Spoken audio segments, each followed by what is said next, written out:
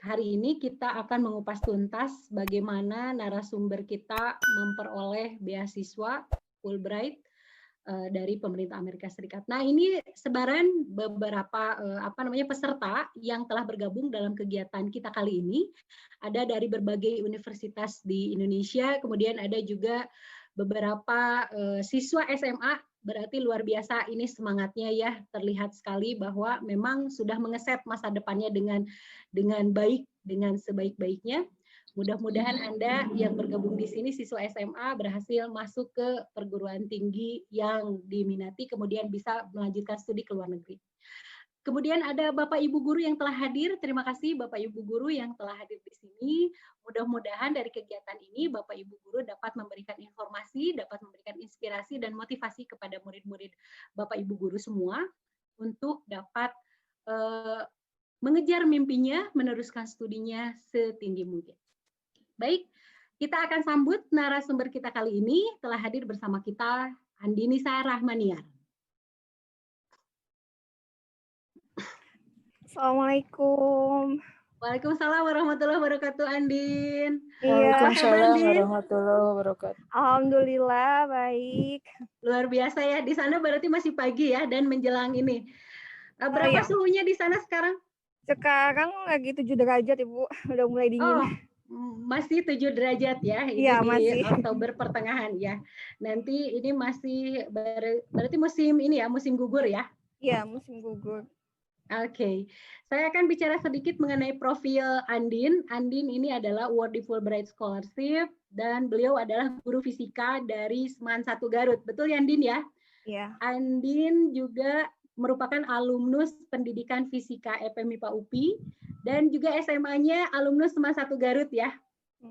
Jadi kita beririsan ya, saya dan Andin ini sudah beririsan di tiga institusi dari Seman 1 Garut, pendidikan fisika FMIPA UPI, dan Illinois State University. Selamat bagi Andin yang sudah berhasil mewujudkan mimpinya. Kita akan korek lebih banyak ya bagaimana perjuangan Andin dalam mendapatkan beasiswa Fulbright Scholarship ini. Bagi Ibu Bapak, Akang Teteh yang mau mengenal Andin lebih dekat, boleh diikuti media sosialnya ya supaya lebih termotivasi lagi untuk dapat mengejar mimpi, untuk dapat meneruskan studinya ke luar negeri. FB-nya Andinisa Rahmaniar, kemudian IG-nya Andinisa Rahman ya. Oke. Nah, selanjutnya saya akan berikan kesempatan kepada Andin untuk berbicara lebih ini lagi ya, lebih detail lagi dari mulai, karena saya juga udah menampung banyak pertanyaan dari para pendaftar mengenai bagaimana awalnya, bagaimana motivasinya dan sebagainya.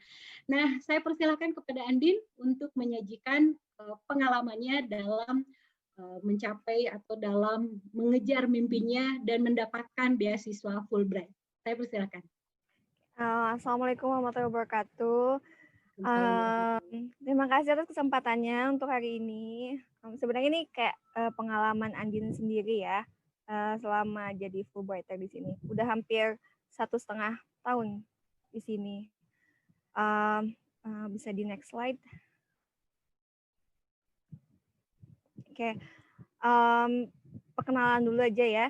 Jadi sebenarnya seperti yang Bu Ika jelaskan, saya lulusan dari pendidikan fisika UPI, asal dari Garut, asli Sunda. Saya daftar Fulbright itu tahun 2018. Sebelum itu saya ngajar di SM1 Garut. Selain fisika, saya juga ngajar matematika di SM1 Garut selama 2 tahun. Boleh di next slide. Untuk Fulbright sendiri, itu pertama kita harus sesuai sama requirement yang diminta oleh Fulbright sendiri. Itu pertama kita udah otomatis harus lulus S1, minimum GPA-nya 3, dan juga mempunyai nilai TOEFL itu sekitar 550 TOEFL ITP. Kalau misalnya udah punya IELTS juga bisa, biasanya itu 6,5 untuk standar persyaratannya. Nah, setelah requirement-nya sesuai, itu bisa ngelihat administrasinya. Kalau sebenarnya Fulbright ini bukan hanya untuk Indonesia. Fulbright ini tuh untuk semua negara ya, untuk beberapa negara. Jadi setiap negara punya masing-masing Fulbright. Nah, kalau di Indonesia bisa dicek websitenya itu Aminef. Bisa dicari Aminef. Aminef itu jadi kayak Fulbright tapi di Indonesia, kantornya di Indonesia. Gitu. Singkat ceritanya, itu sebelum daftar ke Amerika ya. Nah, di Amerika sendiri pun kita nggak langsung kuliah. Jadi dari pihak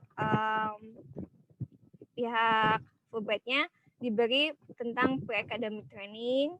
Itu pre-academic training itu jadi kayak mereka mengenalkan budaya Amerika, terus kita belajar kayak bahasa Inggrisnya lagi di sini, seperti kayak conversation dalam kelas, bagaimana writing academic writing-nya, dan juga culture di sini gimana, jadi supaya waktu kita masuk kampus belajar kita nggak ada culture shock gitu. Balik lagi ke prosedur, itu panjang ya, prosedurnya panjang banget. Jadi kayak daftar tahun 2018, berangkat tuh 2019 Juni. Jadi sekitar setahun setengah baru bisa berangkat ke Amerika. Biasanya pendaftaran Fulbright ini dibuka setiap tahun dari bulan Desember sampai Februari, tanggal 15 Februari. Dan untuk pendaftarannya itu bukan kayak online form, tapi kita harus mengirimkan berkas-berkas persyaratan capos ke kantor Aminef di Jakarta. Jadi kan ini nggak kayak yang biasanya kan online ya, kita ngisi online, tapi ini kita harus ngirim berkasnya langsung capos ke Aminef office. Gitu. Setelah itu tahun 2018. Apa itu Fulbright? Fulbright ini semacam exchange program, jadi kayak pertukaran pelajar gitu. Jadi kita pun dapatnya visanya beda ya. Biasanya kan kalau studi di sini dapat F1. F1 tuh biasanya buat 4 tahun atau 5 tahun. Nah, kalau Fulbright kita kan statusnya exchange student. Jadi kita dikasih visa tuh J1. Jadi visa kita berlaku hanya untuk 1 tahun. Jadi setelah 1 tahun kita harus renew visa lagi, diperpanjang visanya lagi.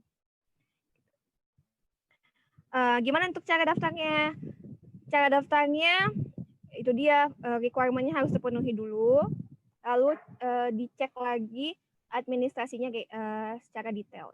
Pokoknya harus benar-benar harus benar-benar diperhatikan gitu administrasinya. Soalnya jangan sampai ada satu yang missing. Kalau misalnya administrasi lolos, biasanya tuh lebih enak ke depannya. Insya Allah lebih lancar gitu. Oke, Andin, ini dulu ya. Nah, ini kan tadi Desember ya untuk setiap pendaftarannya. Berarti yang partisipan yang ada di sini itu ini kita nih Oktober nih. Berarti ada waktu sekitar 1,5 bulan lagi ya, atau ya sekitar 1,5 bulan lagi untuk menyiapkan berkas-berkas yang diperlukan. Jadi ingat saja setiap bulan Desember ya, Din ya. Kemudian dari sekarang itu dipersiapkan, kemudian udah mulai bisa follow juga ya akun-akun sosial media dari Fulbright-nya ini ya. Ada kalau IG-nya itu apa tuh kemarin itu Fulbright Indonesia ya? Indonesia.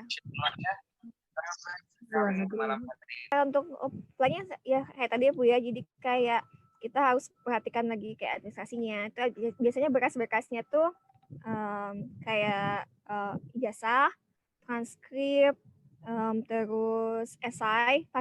Setiap beasiswa pasti mereka minta esai kan Bu ya.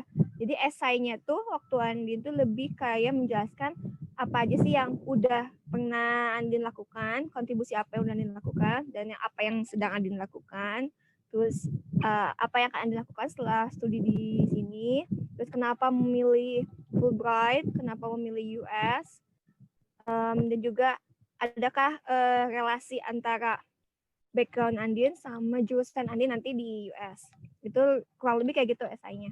Terus juga diminta 2 reference letter waktu Andin tuh dari salah satu dosen di UPI dan juga dari supervisor tempat kerja. Setelah ada administrasi baru ditunggu itu sekitar, kan deadline-nya tuh Februari. Bulan April baru ada pengumuman kalau misalnya Andin tuh lolos administrasi. Nah, setelah lolos administrasi itu ada interview. Jadi kita harus konfirmasi. Jadi kayak Fulbright ini nggak ada jadwal tetapnya. Kayak misalnya kan tanggal segini pengumuman keterima, tanggal segini pengumuman interview. Enggak. Jadi kalau Fulbright itu kita harus tetap cek email. Ya, Fulbright itu sistemnya kayak langsung kirim ke email gitu. Dan nggak ada pemberitahuan pasti tanggal berapanya. Jadi harus tetap cek email tiap hari. Jadi jangan sampai ketika email masuk, email dan spam juga takutnya kekirimnya ke spam kan. Jadi jangan sampai ketika kita baru buka emailnya ternyata deadline konfirmasi kalau kita mau ikut interview tuh telat. Itu bisa langsung dibilang kita udah nggak ikutan gitu. Jadi harus tetap cek email. Jadi interview tuh bulan April dan bulan Juni baru ada pengumuman kalau keterima. Nah, di Fulbright ini tuh kita ada dua jenis yang keterima. Yang pertama ada principal candidate, itu yang emang pasti udah terpilih, lolos. Dan juga ada alternate candidate, itu kayak alternatif kalau misalnya yang principal mengundurkan diri. Jadi yang alternate bisa naik, bisa masuk gitu. Lalu ya. Ya, ya, nah ini itu berarti dari apply ya, berarti harus ini banget ya. Kita memang kalau memang betul-betul niat harus diperhatikan gitu. Timeline-nya berarti timeline ke diri sendiri ya. Jangan berharap ada waktu yang fix gitu. Jadi memang kita harus betul-betul mengikuti dan sabar ya, karena tidak ada sesuatu yang instan ya. Jadi mungkin bagi adik-adik yang sekarang masih SMA ataupun masih di bangku perkuliahan di S1, maka yang paling penting adalah bagaimana kita menyusun profil kita supaya nanti kita bisa membuat esainya itu dengan bagus ya. Apa aja sih Din dari esai itu yang paling yang paling kita tonjolkan, karena mungkin ini juga cocok juga ya bagi mahasiswa yang sekarang lagi S1 nih belum lulus gitu. Berarti harus ya untuk berlatih untuk kita itu punya prestasi gitu ya Din ya. Iya. Jadi kayak prestasinya nggak hanya dalam bidang akademik juga. Soalnya mereka juga ngelihat apa aja sih kontribusi kita kepada Indonesia gitu kan. Kayak lebih non akademiknya gimana, terus kegiatan luar kampusnya gimana. Jadi kalau buat yang masih kuliah nih lebih baik kayak banyakin aktivitas selain akademik. Jadi kayak pengabdian ke masyarakat ataupun ikutan UKM di kampus. Itu menjadi nilai plus buat aktif organisasi ya, karena mungkin sebetulnya Fulbright itu kan memberikan funding ya, memberikan beasiswa kepada orang yang memang mau membangun bangsa Indonesia gitu ya.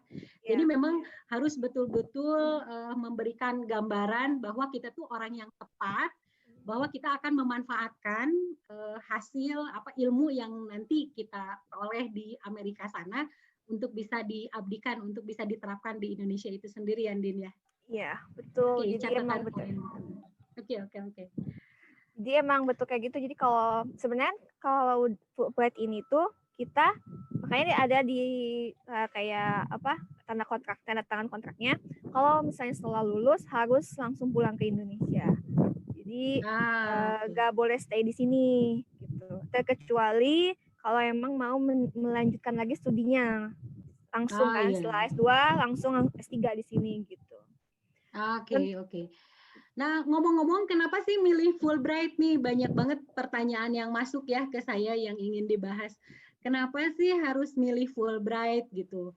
Kalau nggak salah saya ingat ya, dulu kalau nggak salah apply itu sempat juga ke OC ya? Iya, sempat. Jadi pengalamannya ya, jadi kayak singkat ceritanya tuh sebelum daftar Fulbright itu daftar berapa kali ya? 2 kali LPDP. Ke Australia, terus 2 kali Australian Award sama Endeavour. Dan LPDP kayaknya nggak lakukan 2 kali sekali. Dan itu udah sampai tahap terakhir.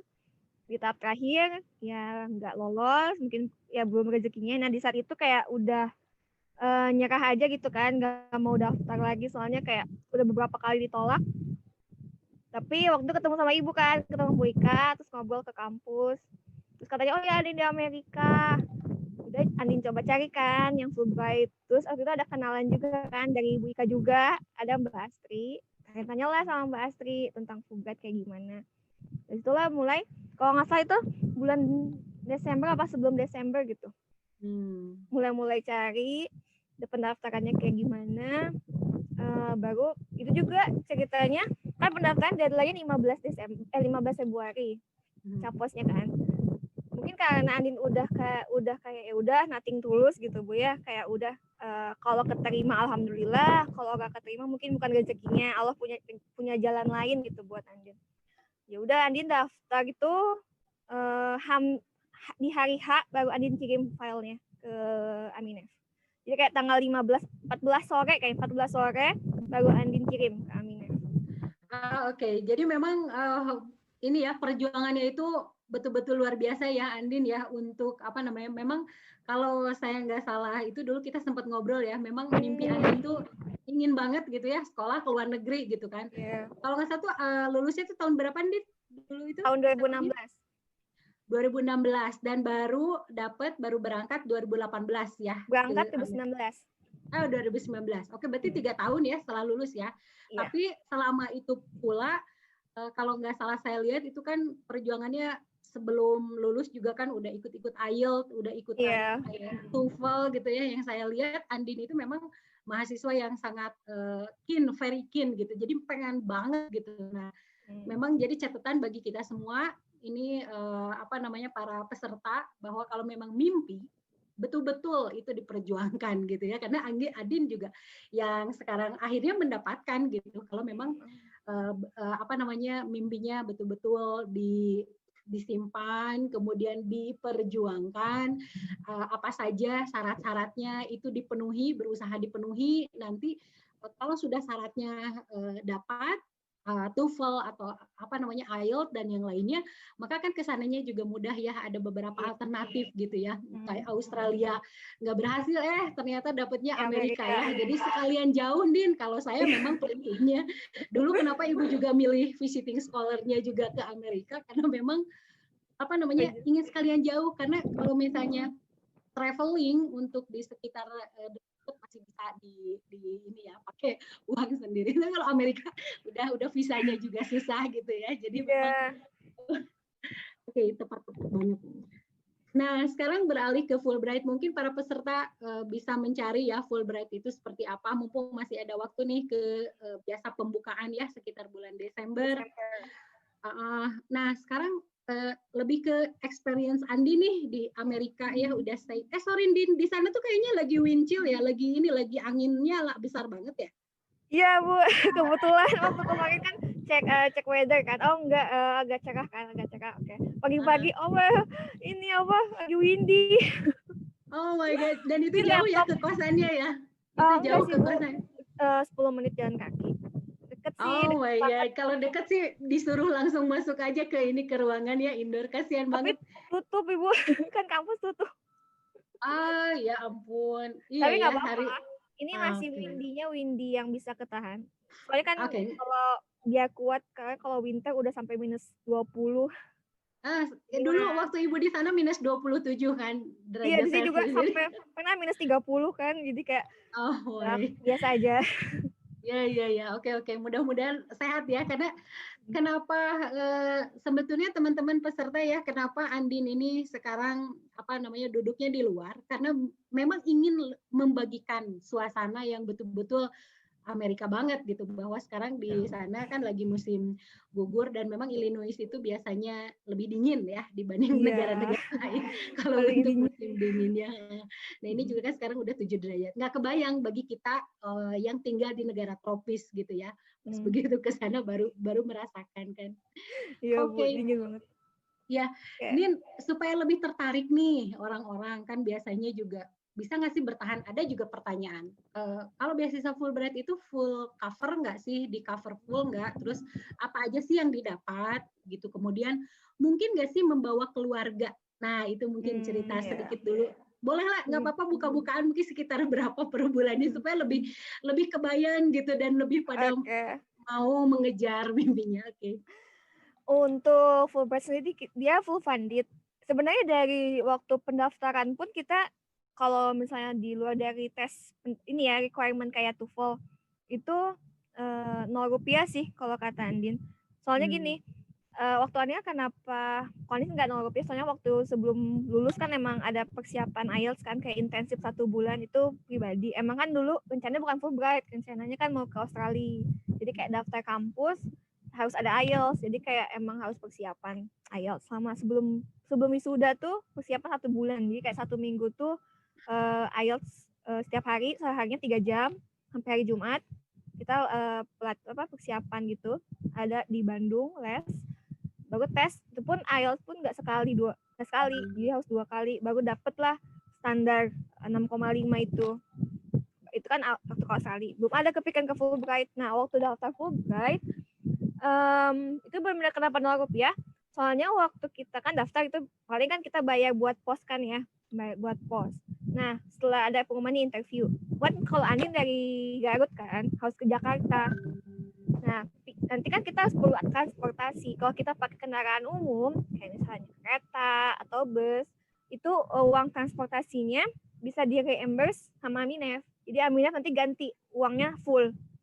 Nah, bagi yang di luar kota malah lebih enak lagi. Saya dari Kalimantan, dia harus tes interview ke Jakarta, perlu pesawat dan tempat nginap. Misalnya interviewnya jam 7 pagi, berarti kan dia harus istilahnya harus nginep kayak 1 malam dulu kan di Jakarta. Nah, jadi mereka dikasih penginapan kayak hotel, terus juga dibayarin tiket pesawat. Jadi emang itu mereka bayarkan gitu. Selama itu berarti udah lulus apa memang belum? Oh, selama pendaftaran ya? Yang udah lulus administrasi ya? Iya. Oke, jadi kuncinya adalah lulus dulu administrasi. Kemudian setelah itu tenang, gitu ya. Kalaupun ada pengeluaran nanti akan reimburse ya, diganti ya. Kalau yang pesawat tuh sampai ke pesawat ke ini sama ya? Hotel, sampai ke Jakarta langsung. Dan itu tuh nggak kita bayar, jadi mereka langsung pesankan tiket pesawat sama hotelnya, nanti tinggal dikirimin ke kita, langsung tinggal berangkat aja gitu. Oke. Nah ini sampai misalkan udah Andin lulus kan ya, nah kemudian pada saat ini udah ke Amerika, berarti kan dulu tuh kalau nggak salah dari Jakarta itu ada tadi orientasi itu di mana sih, Arkansas? Iya, di Arkansas. Arkansas ya, dan ketemu teman saya juga kan di situ ya. Iya. Jadi memang Wika banyak temennya. Dari dia award di scholarship juga dari Vietnam juga, karena memang yaitu Amerika Serikat itu kan tidak cuma ini ya, dan sangat support untuk ke negara-negara yang berkembang ya gitu. Jadi ada teman saya juga yang ketemu di sana, dan S3-nya langsung dari S2 itu ya langsung ke Arkansas sekarang ya di S3-nya. Oke. Sebulan kalau nggak salah ya Andin ya di situ orientasi. Sekitar sebulan lebih, sebulan setengah. Oke. Kemudian langsung ke Illinois ya. Iya, normal langsung. Oke. Coba ini digambarkan kehidupan di normal Illinois itu seperti apa? Kalau untuk kehidupan di normal sih, kalau Andin bandingin Bu ya, sama di Indo itu kayak ke Garutnya lah, di Garutnya. Ya, normal tuh kayak Garutnya. Jadi kayak emang benar-benar banyak pohon, masih udaranya masih segar. Kota kecil ya? Iya, kota kecil. Jadi kalau misalnya orang bilang normal apa gitu kan. Normal itu sebenarnya nama kota normal di Illinois gitu. Jadi emang kota kecil, jadi kita di situ anaknya kita kalau mau kemana-mana itu bisa jalan kaki, nggak perlu pakai kendaraan gitu. Kecuali kalau misalnya mau ke jalan besar ya. Kalau misalnya ke daerah-daerah sini, dekat kampus, library, itu enaknya jalan kaki. Atau naik sepeda juga enak ya?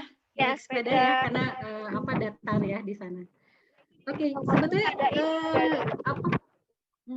anginnya lagi besar banget ya. Terasa banget dinginnya. Kelihatan. Oke. Kalau itu untuk Andin sekarang tinggalnya di mana sih? Kosan atau gimana? Atau disediakan dari Kalau sebenarnya kampus menyediakan asrama, tapi kalau buat anak graduate lebih lebih milih buat di apartemen.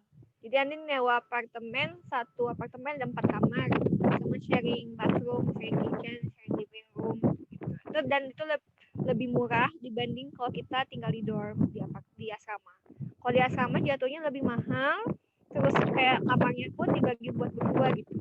Kamar kecil dibagi berdua, jadi kayak gak sesuai lah gitu sama harga kan. Dan juga kan karena kita kan dikasih uang bulanan juga kan sama Fulbright, kayak yang tadi kan, berapa sih fundednya gitu kan.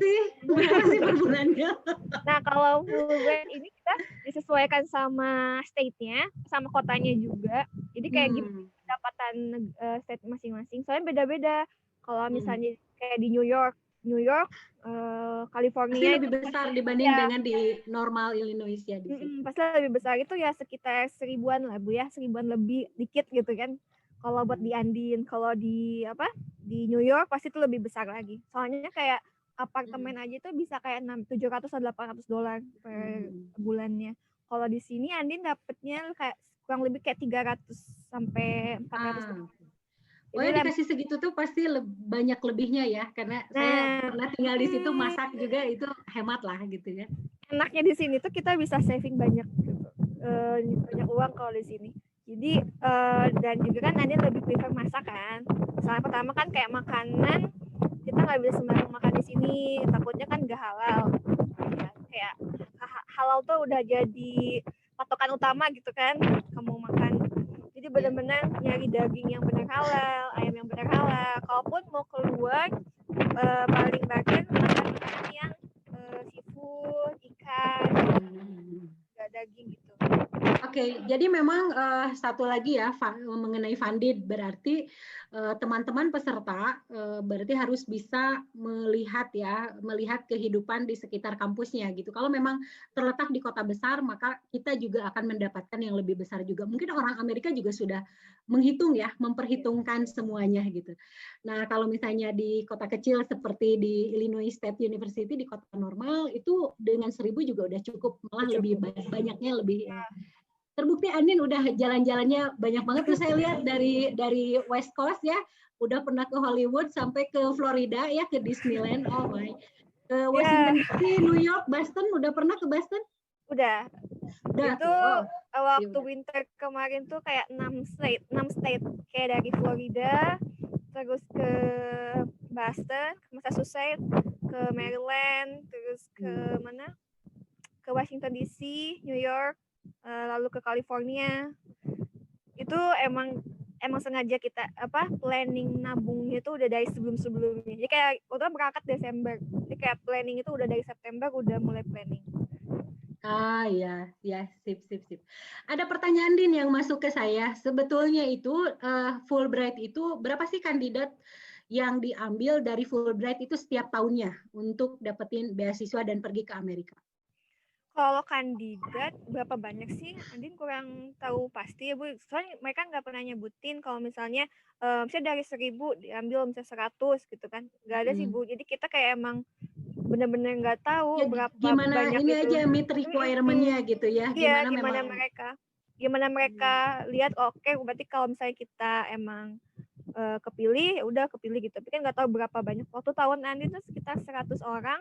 Itu udah sama yang PhD, master, terus PhD dikti. Itu udah kurang lebih 100 orang. Wow, banyak juga ya. Jadi kesempatannya bagi teman-teman untuk lanjut beasiswa ke luar negeri itu mudah terbuka lebar ya, sangat lebar ya. Nah, kalau misalkan bisa nggak sih bawa keluarga, Din, kalau ke sana? Kalau keluarga, kalau misalnya buat master, kayak 1 tahun pertama kita nggak boleh dulu bawa keluarga. Jadi kayak emang benar harus settle down dulu di sini. Baru nanti tahun kedua baru boleh. Baru boleh, ntar baru diurusin gimana buat bawa dependent, visanya juga kan. Jadi kayak kalau bawa dependent itu yang pihak yang dapat beasiswa harus bisa make sure kalau misalnya ada bisa mampu gitu membawa dependent, kayak keuangannya, finansialnya kayak gitu. Oke. Jadi mungkin untuk kalau master mah rasanya sangat ini ya, kecil kemungkinan bisa membawa keluarga karena meriweh gitu ya. Kalau apalagi Iya ke sih, Amerika soalnya gitu cuma ya. 2 tahun juga. Ya Kecuali cuma 2 tahun ya. Kecuali di sini kita dikasih kesempatan buat OPT, kayak kerja setelah lulus kan. Kalau bidang STEM kayak science, teknologi, engineering, mathematics itu kita dikasih kesempatan 3 tahun OPT di sini. Gitu. Cuma Andin lebih pulang, jadi nggak ngambil OPT di sini. Iya betul. Gitu. Oke. Terus apa namanya? Kalau PhD mungkin karena waktunya bisa 3 sampai 4 tahun ya. Jadi sangat terbuka lebar untuk membawa keluarga ya. Iya. Jadi kalau misalnya untuk master mah karena pendek juga, bentar lagi juga kalau nggak salah Andin kan bilang ke ibu ya udah mau pulang ya. Ya, tahun ini insya Allah pulang. Nah, walaupun sebetulnya masih betah ya. Ya sih Bu, cuman karena lagi pandemi kayak gini Bu ya, jadi lebih Jadi nggak enak bisa kemana-mana. Oke. Coba dong ceritain kegiatan kampus di masa pandemi itu seperti apa? Aisyu itu kayak gimana tuh? Kalau kampus buat anak-anak undergrad itu masih banyak kelas yang hybrid, jadi kayak ada yang on campus, ada yang online. Buat anak-anak graduate itu rata-rata udah online semua. Jadi kayak emang nggak boleh masuk kampus kecuali buat yang kerja kayak GA. Gitu. Kalau yang lain kayak Andin nggak kerja kan di sini. Itu di online, semuanya online. Paling yang dibuka tuh kayak fasilitas library pun waktu bulan apa ya? Waktu pertama pandemi ditutup kan. Nah, waktu mulai fall buka, library udah mulai buka. Tapi waktu itu kasusnya langsung naik, kayak dalam 1-2 minggu kasusnya udah langsung 1.000 kan, langsung naik 1.000. Itu tuh kasus 1.000 tuh di kampus, di daerah kampus. Jadi langsung library ditutup, nggak boleh ada yang itu masuk ke library. Belum pajaknya udah bikin appointment kan. Terus tapi kalau kayak fasilitas kayak gym itu masih buka, gym terus kayak bond student yang aula itu siswa masih buka. Tapi tetap di mana-mana kita harus pakai face mask. Masker itu harus wajib dipakai, hand sanitizer juga harus ada gitu. Pasti sekarang tuh udah equipment penting lah kemana-mana pasti pada face mask, ada hand sanitizer.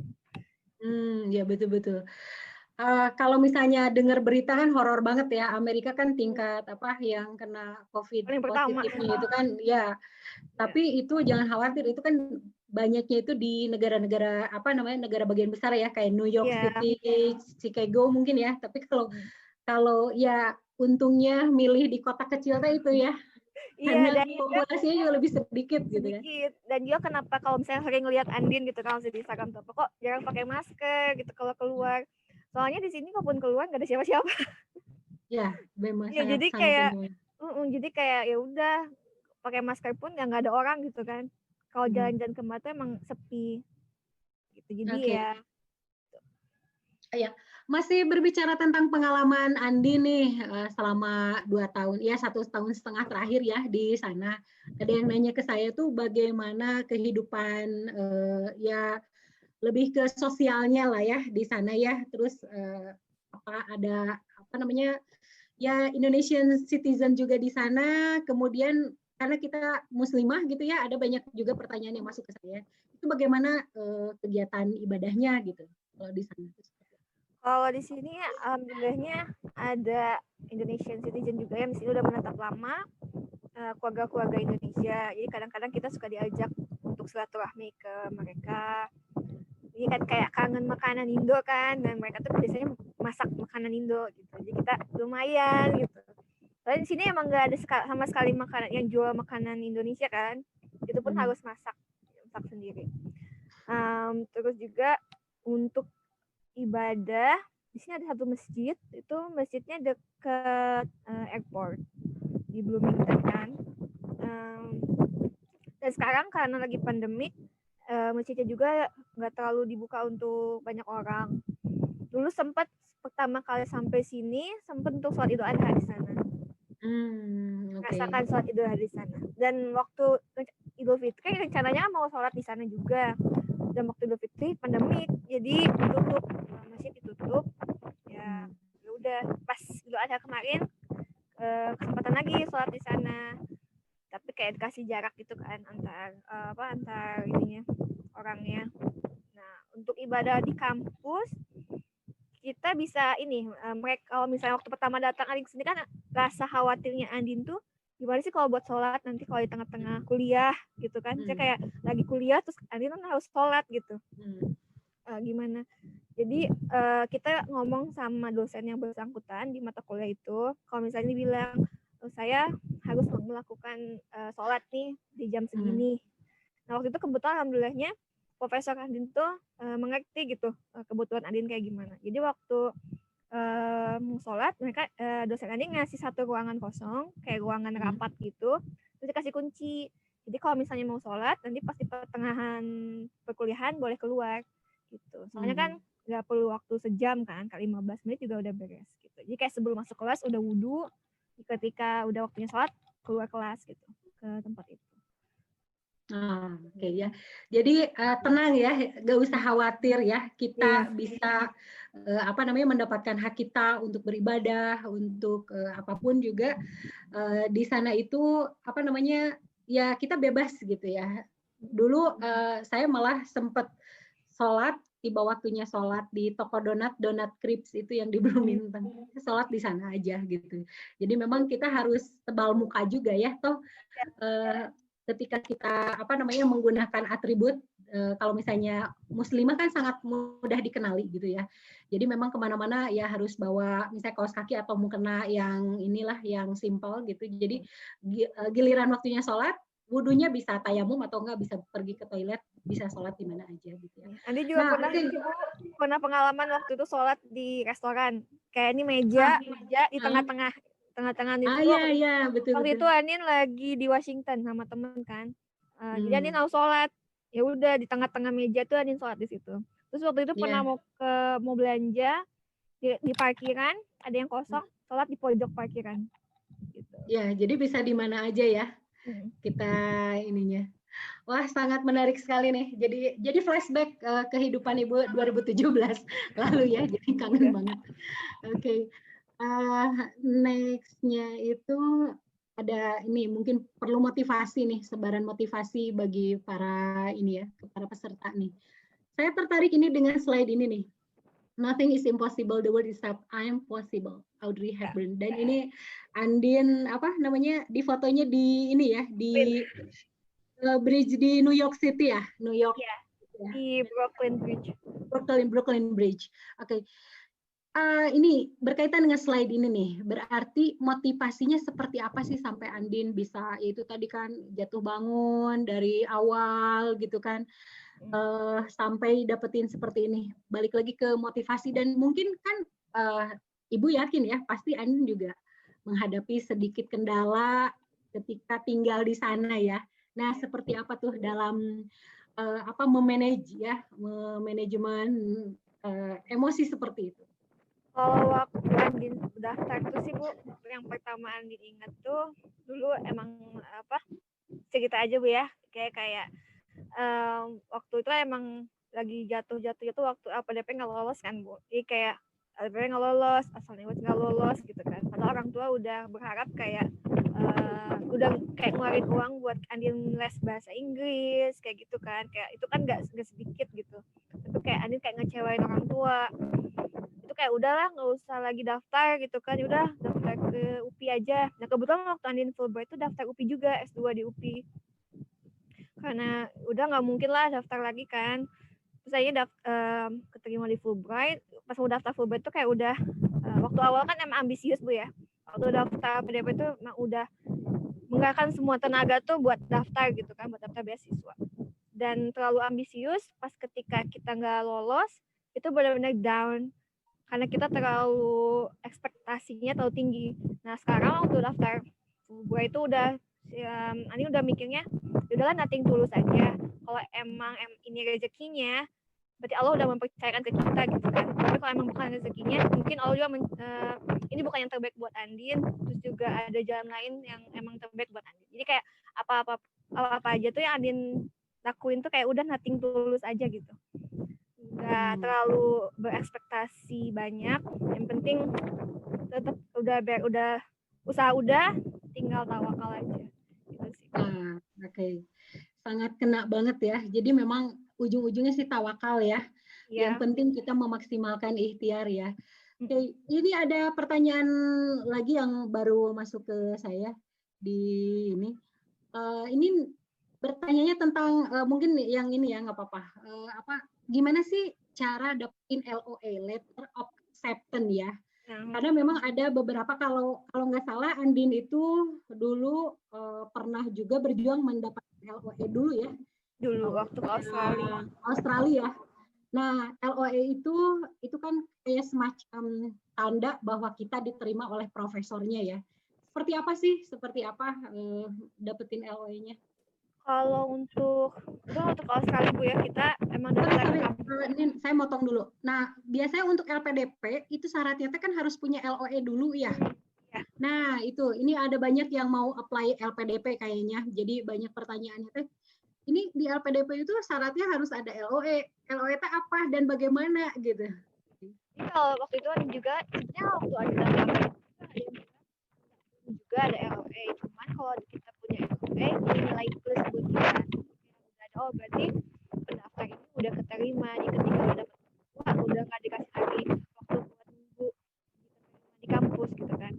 Nah, itu Andin kebetulan ke Australia. Di Bandung itu ada kayak perantara antara Australia dan Indonesia. Itu di IDP. IDP itu kayak IDP itu perantaranya. Jadi kayak kita daftar ke mereka nanti daftarin dan itu pun gratis, kita nggak perlu bayar pendaftaran.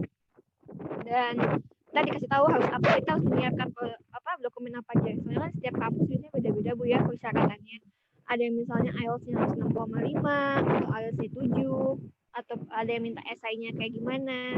Itu tergantung kampusnya sih Bu. Waktu itu kan Andi daftar ke Curtin sama Adelaide. Itu berarti Andin melalui IDP ya, tidak kontak profesornya langsung ya? Enggak, kalau S2 sepertinya nggak perlu profesor sih Bu. Soalnya kayak S3 jadi kayak kalau S3 diwajibkan kita udah punya proposal tadi dan juga udah ada profesornya gitu. Nah, kalau Fulbright itu beda Bu. Kalau Fulbright itu sama sekali kita nggak harus ya, dan nggak boleh juga sih, kayak emang kita nggak perlu adanya kontak sama pihak kampus. Jadi kalau Fulbright emang prosesnya tuh kalau misalnya mau diceritain tuh ya prosesnya kayak udah wawancara, nanti diminta udah lulus ada diagnosis test, itu kayak tes IBT buat tahu kemampuan kita kayak gimana. Terus juga nanti ada mentoring kayak pembuatan online form sama esai buat ke kampus. Itu nanti ada mentoring dari native speaker juga dari Amerikanya secara online gitu kan, mentoring. Selama mentoring nanti ada preparation IBT sama GRE. Itu selama kurang lebih 2 bulan. Itu gak usah khawatir, pelatihannya dibayarin, dikasih uang saku juga, penginapan juga selama 2 bulan. Jadi itu udah emang full, tinggal berangkat aja. Cuma kebetulan Andin waktu itu nggak ikut persiapan karena ada masalah keluarga, jadi Andin nggak ikut. Jadi Andin otodidak belajar GRE sama IBT. Udah persiapan, mereka kasih tanggal tes buat GRE dan IBT. Nah, kalau misalnya di tes pertama kita nggak lolos, kita bakal dikasih kesempatan lagi sama mereka untuk tes. Dan jangan khawatir, itu mereka pasti bayarin lagi kok. Ada yang sampai 3 kali tes. Dan itu emang dibayarin sama pihak Fulbright. Pokoknya selama administrasi tahap pertama lolos gitu ya, nanti si AMF itu akan betul-betul memperjuangkan kita gitu ya, bahkan untuk mendapatkan universitas juga ya. Jadi kalau di Fulbright itu dapat dulu beasiswanya, baru nanti cari kampusnya gitu ya. Oke. Nah, kenapa milih kampus Illinois State University? 4 kampus yang mau didaftarin. Nah, itu pertama tuh Urbana-Champaign, lalu Purdue, Kentucky, Illinois, sama Carbondale. Nah, kenapa Illinois? Soalnya dari Wika. Soalnya waktu itu kan bingung ya Bu ya, mau kampus apa, nanya-nanya. Terus Ibu Ika kan pernah ke sini, jadi kayak nanya-nanya gitu. Terus kayak pengen pendidikan juga kan. Dan di Amerika sendiri kan kalau pendidikan fisika itu jarang Bu ya. Kalau mau ambil pendidikan fisika. Ada juga pendidikan IPA ataupun pendidikan secara general. Nah, kebetulan ada STEM education Ada di STEM. Illinois juga. Ya, terus kata Bika kan Illinois State tuh kayak UPI loh. Berarti Betul. sama berarti kan suasananya. Ya udah Iya. daftar Illinois gitu. Oke, memang apa namanya ya saya menyarankan UIUC Urbana Champaign itu juga bagus ya universitasnya. Cuma mungkin kan dulu tuh waktu lebih ke murni ya, sementara kalau saya melihat Andin kan ya tapi bukan pendidikan sains ya. Iya, Cuma kayak yang general gitu. Cuma harapannya kan karena STEM ini juga di Indonesia masih baru dan kita juga perlu orang yang memang betul-betul paham betul mengenai STEM education gitu. Jadi peluangnya pas banget lah gitu, dan ini sangat bisa diterapkan di Indonesia. Mudah-mudahan ilmu yang Andin bawa nanti dari sana, setelah lulus dari sana itu bisa betul-betul mengembangkan pendidikan STEM di Indonesia ya, dan itu harapan kita semua ya. Oke. Sangat menarik Andin paparannya ya, luar biasa ya para peserta di sini. Sebetulnya yang berhasil yang daftar tuh lebih dari 100, cuma yang saya kasih link undangan itu sekitar 95. Namun yang hadir ini sekitar 34. Ya mungkin banyak kendalanya ya, maklum ini malam minggu gitu sebenarnya. Kalau saya sih lebih cenderung asik nih kalau kita malam minggu itu kan memang lagi pandemik ke kemana-mana gitu ya. Dia bisa di sini gitu, bisa banyak ngobrol yang penuh makna gitu. Andin, kita undang ya salah satu peserta untuk mengaktifkan mikrofonnya. Siapa tahu ada yang mau bertanya ke Andin secara langsung. Saya undang mangga partisipan yang mau bertanya langsung. Kalau yang raise hand boleh silakan tekan tombol raise hand-nya. Kemudian setelah nanti ditunjuk kita akan pilih ya, Anda aktifkan mikrofonnya ya ininya. Oke.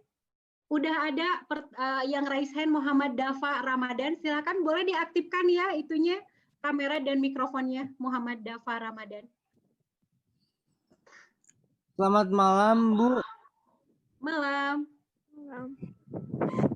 Bertanya, Bu. Saya Muhammad Dafa Ramadan dari SMA 1 Cibadak. Cimahi ya. Sukabumi. Oh, Cimahi. Oke. Gimana Dafa? Dafa ini siswa SMA ya? Ya, Bu. Oke. Pertanyaannya Dafa. Kalau beasiswa gitu keikat gak, Bu? Misalnya dapat beasiswa harus selama beasiswa itu berprestasi gitu, apa dapat beasiswa aja nggak usah berprestasi juga nggak apa-apa gitu, Bu? Oke. Sama baik, yang kedua, Bu, ya, kalau kan Fulbright itu buat S1, kalau yang buat SMA itu ada nggak, Bu, yang buat ke S1-nya? Oh, yang ke S1-nya. Oke. Sip. Nanti silakan Andin untuk menanggapi ya pertanyaan dari Dava. Ini luar biasa ya Dava ya, SMA tapi sangat semangat untuk ikut kegiatan ini. Berarti udah di set ya. Nanti saya ke depannya mau seperti apa. Luar biasa. Baik, silakan Andin. Untuk buat beasiswa itu sebenarnya kalau buat Fulbright kita harus maintain akademik kita, kayak GPA kita. Soalnya kan kita udah dikasih beasiswa, dan kita juga harus membuktikan kalau kita emang mampu dan emang kita udah dipercayai kan, udah dibiayai, dan kita harus menunjukkan bahwa kita itu emang layak untuk mendapatkan beasiswa ini. Jadi kan karena Fulbright ini sistemnya renewal, Bu ya. Jadi kayak tahun pertama nanti dilihat perkembangan kita kayak gimana. Kalau misalnya akademik kita masih bagus, nanti kita bisa renewal beasiswa untuk tahun kedua. Gitu. Jadi kita tiap tahun renewal gitu. Soalnya kita sistemnya. Jadi dilihat ya setiap tahunnya ya. Kalau bagus renewal diperpanjang untuk tahun berikutnya, kalau enggak dipulangkan gitu ya.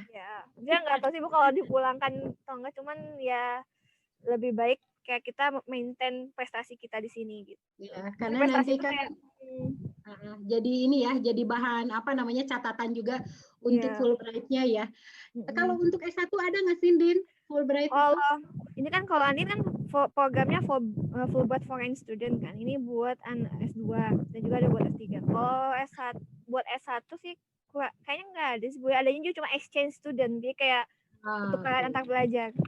Oh iya, berarti Gitu. kalau untuk Fulbright exchange student nanti Dava masuk dulu universitas di Indonesia, kemudian nanti bisa setelah ini berprestasi di kampusnya S1-nya bisa ikut exchange student ya. Aminef juga ya, Fulbright juga ya. Oke. Sebenarnya banyak Bu, banyak programnya. Jadi di Aminef tuh banyak programnya, ada untuk buat FLTA kayak buat guru-guru bahasa Indonesia yang mau mengajar di sini, kayak mencoba mengajar orang sini. Guru fisika ada nggak, Din? Karena di sini banyak guru fisika yang gabung. Guru nggak tahu sih Bu, pokoknya kata-kata buat bahasa sih Bu, kalau misalnya mau ini. Terus juga ada kalau misalnya di Indo butuh pengajar langsung dari Amerika, kita bisa kayak ngundang ke kampusnya kita atau ke sekolah kita, itu bisa. Jadi emang banyak programnya. Kalau misalnya pengen tahu lebih banyak, coba aja kunjungi Aminef. Oh, website Aminef ya. Iya, Oke. Sip. Terima kasih. Yang raise hand berikutnya ada Nur Hapsyah dari STIELPI. Silahkan.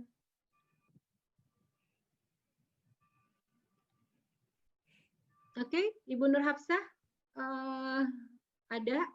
Atau yang berikutnya Degol dari Polnes. Saya persilakan. Ya, oke. Boleh aktifkan videonya juga kalau ini. Terima kasih kepada kesempatan yang telah diberikan. Saya ingin bertanya, kan saya sekolahnya di Politeknik nih.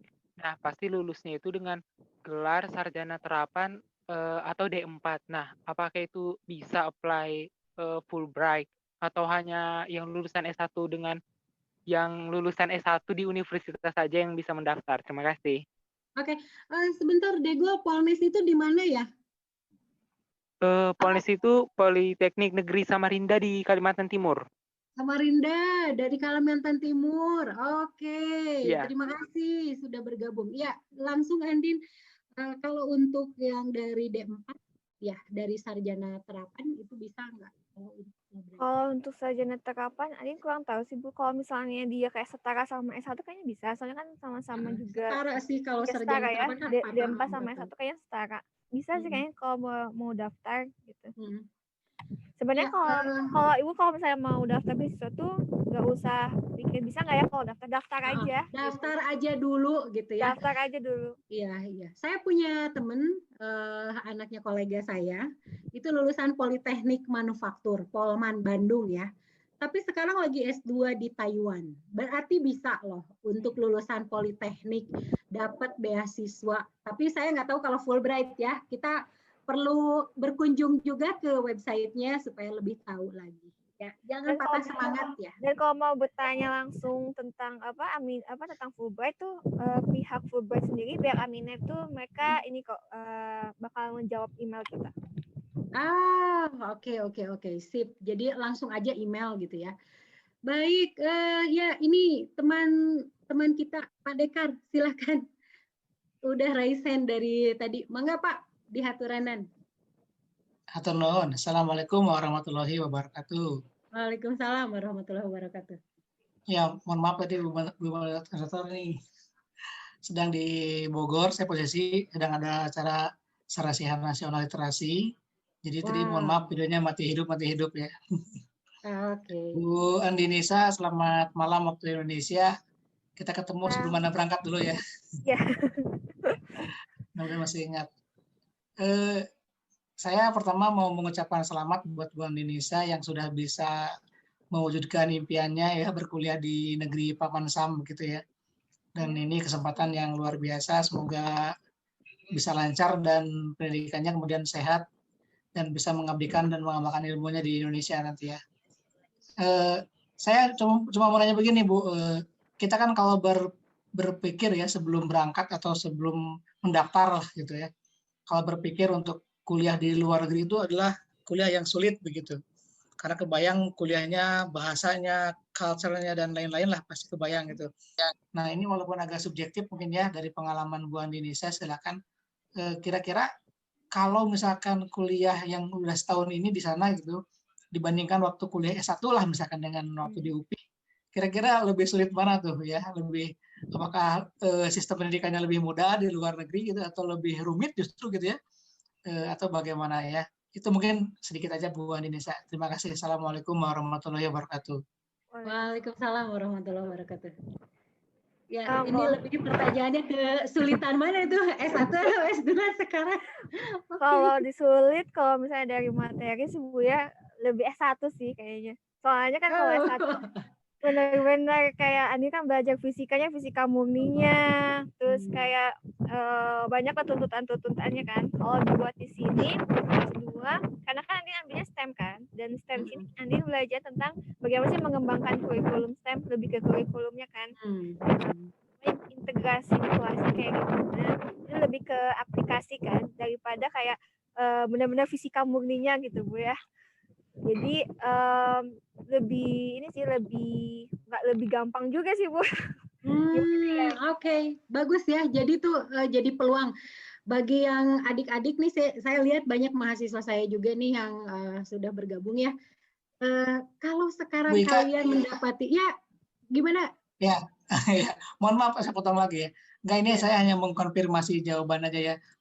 Berarti memang betul selama ini dugaan kita hanya kita istilahnya kalau orang Sunda mah kumenya pemeh dipacok gitu ya. Jadi kebayang kalau kuliah di luar itu ya, mengerikan begitu ya, seperti ya, yang padahal mengatakan. ternyata enggak ya. Iya. Ya mungkin insya Allah kalau Bu Anissa bisa. Cuma segini, saya memang waktu itu saya juga pernah bandingkan yang SMA waktu berkesempatan di Australia.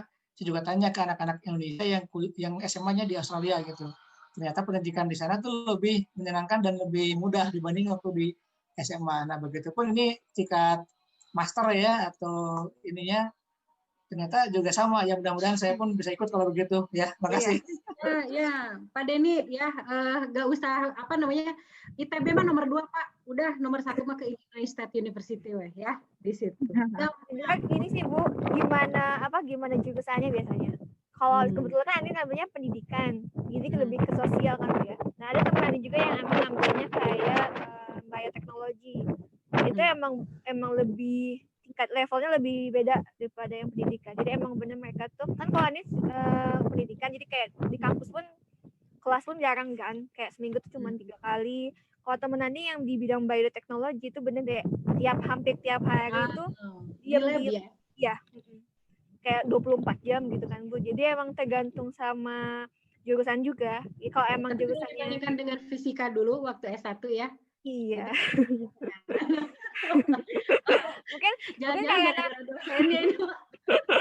Mungkin karena beda kurikulum juga sih kayaknya. Kalau dilihat dari sekolah Bu ya, waktu Andin lihat kurikulum di sini sama di Indo, emang kurikulum di sini tuh mereka lebih kayak simple sih Bu, lebih kayak simple daripada di Indo. Kalau di Indo kan kita emang mempelajari semua mata pelajaran gitu. Kalau di sini kayak kalau misalnya emang pilihan emang satu aja itu belajar fisika aja gitu. Oke, terima kasih ya udah terjawab ya.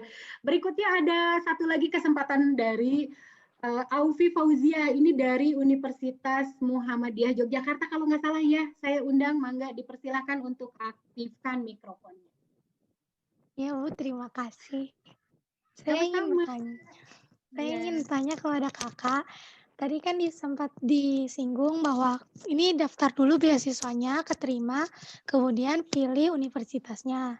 Nah, cara memilih universitasnya itu seperti apa? Cara mendaftarnya gitu. Terus kalau semisal tidak lolos untuk universitasnya gimana? Terima kasih. Oke, langsung dijawab aja ya Andin ya. Untuk mendaftar universitas kan kita dikasih 4 option. Kita disuruh list universitas apa aja yang mau kita daftar. Nah, untuk mencari universitasnya, kalau untuk Anda sendiri secara pribadi, karena kan Fulbright ini funded, dia full funded, tapi setiap tahunnya tuh kita dikasih kayak batasan $35,000. Itu kalau waktu tahun nanti dia nggak tahu kalau sekarang. Jadi kayak emang waktu itu Anding carinya emang univ yang emang tuitionnya nggak terlalu mahal. Pertama soalnya kan Anding juga pengen nabung kan Bu ya, pengen nabung. Jadi kayak cari tuitionnya nggak terlalu mahal. Terus yang Dani juga sadar diri kalau misalnya GRE sama IBT Andin nggak terlalu bagus juga, kayak pas-pasan gitu kan. Jadi kayak emang cari kampus yang requirement-nya nggak terlalu tinggi, kayak GRE sama IBT-nya yang sesuai sama kemampuan Andin.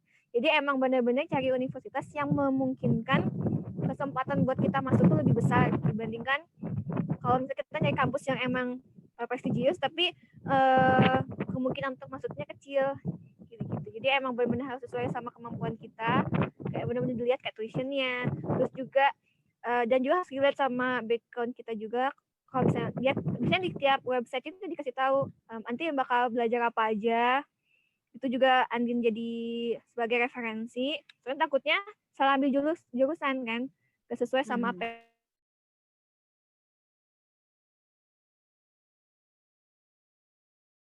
Jadi ya itu karena Andin kayak emang pas-pasan juga nilai ajarinya, IBT-nya. Jadi cari yang emang requirement-nya nggak terlalu tinggi. Gitu. Soalnya kalau misalnya tuition-nya melebihi yang dikasih sama Fulbright, biasanya kita ada istilahnya shortfall, di mana sisa pembiayaan harus kita sendiri yang bayar. Oke. Jadi memang ada batasan biaya dari Fulbright itu untuk tuition fee-nya setiap universitas ya. Jadi memang balik lagi ke kita pilihnya yang mana gitu. Nah, memang tipe-tipe universitas di US juga kan memang banyak ya. Kalau Harvard itu jelas-jelas tinggi banget ya. Intinya udah itu swasta sebetulnya. Harvard University itu swasta kan ya. Nah, kalau yang ada kata states-nya itu biasanya public university atau universitas negeri. Jadi mungkin bagi teman-teman di sini yang mau memilih universitasnya itu ya lebih mudah ya. Pokoknya yang paling pertama kan lulus dulu beasiswa Fulbright-nya.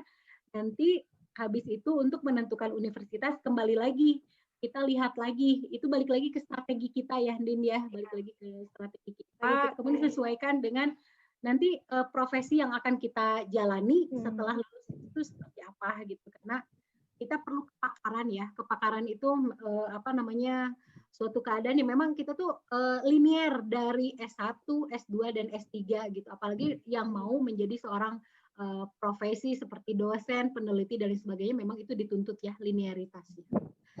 Baik, luar biasa ya. Terus satu lagi sih Bu, kalau misalnya di Fulbright ini kita bisa kok, kalau misalnya kita shortfall nih, kita misalnya mau daftar beasiswa lain yang emang buat ngedukung kita, itu nggak menutup kemungkinan kalau kita boleh daftar beasiswa lain.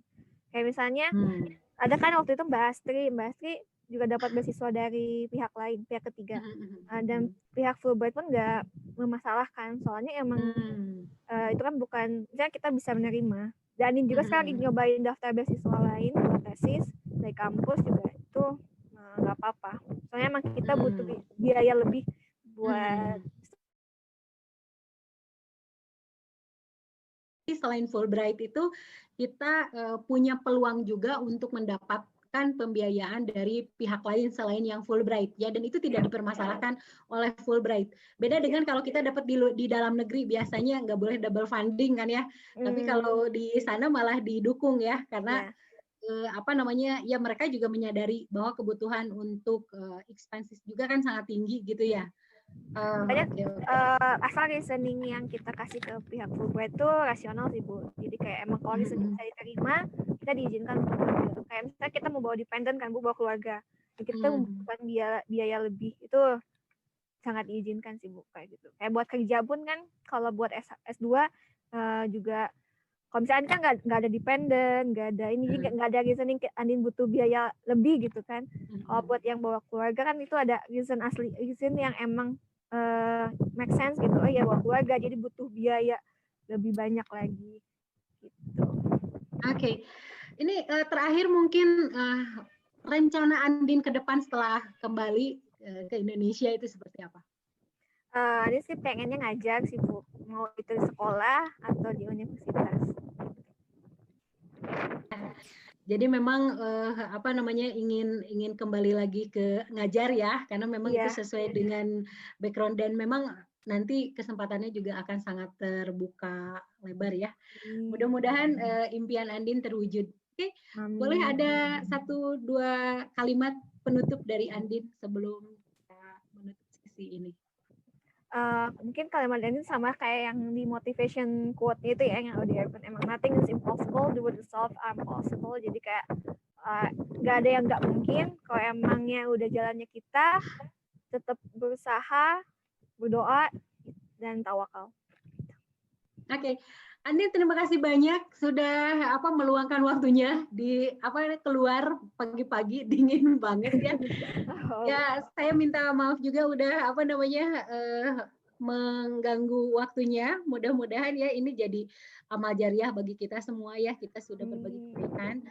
Nah, saya minta izin juga bahwa nanti akan ditayangkan di YouTube-nya agar banyak orang yang bisa mengakses informasi yang Andin bagikan hari ini kan sangat luar biasa ya kepada kita semua. Mudah-mudahan ini juga menginspirasi banyak orang untuk bisa ya kalau mimpi itu jangan dibatasi, udahlah S1 udah saya selesai gitu setelah S1. Tapi kalian bisa mendapatkan pengalaman yang lebih lagi, bisa juga dapat pengalamannya banyak kan selain ilmu. Kalau pergi ke luar negeri itu banyak banget gitu. Percaya kepada saya, kalau misalnya pergi ke luar negeri itu akan jadi lebih bijak lagi. Dulu mungkin kita ngelihatnya sangat sempit sekali ya, yang berbeda sedikit dengan kita judge gitu ya. Tapi kalau udah pergi jauh, itu pasti kita ketemu banyak orang yang berbeda, itu akan lebih banyak menerima perbedaan juga secara lebih bijaksana. Ani sekali lagi terima kasih ya, sukses untuk studinya. Ibu tunggu di Bandung ya. Siap Bu. Oke. Assalamualaikum Andin. Waalaikumsalam. Baik teman-teman, itu paparan dari narasumber kita ya, dari Andini Sarahmaniar udah membagikan tips dan trik dan bagaimana sih perjuangannya dari awal sampai sekarang sudah mau berakhir lagi studinya di Illinois State University. Nah, bagi teman-teman yang kalau sekarang ini jangan dulu keluar ruangan ya, karena panitia mengharapkan ada foto bersama ya. Tapi sebelum foto bersama itu saya akan infokan dulu bahwa di Ngopi seri kedua itu akan dibahas mengenai jenis beasiswa yang lain.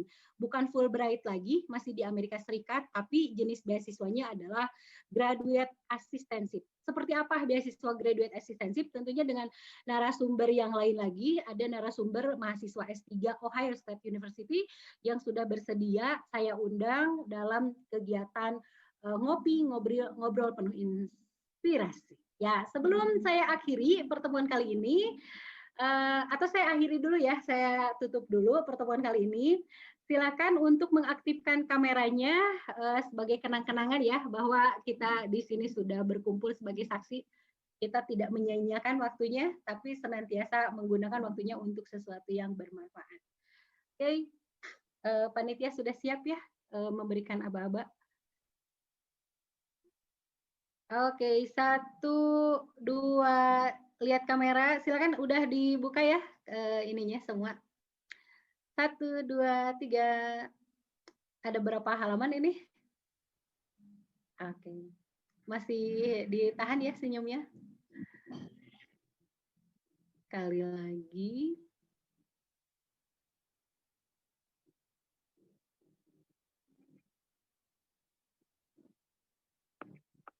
Sudah?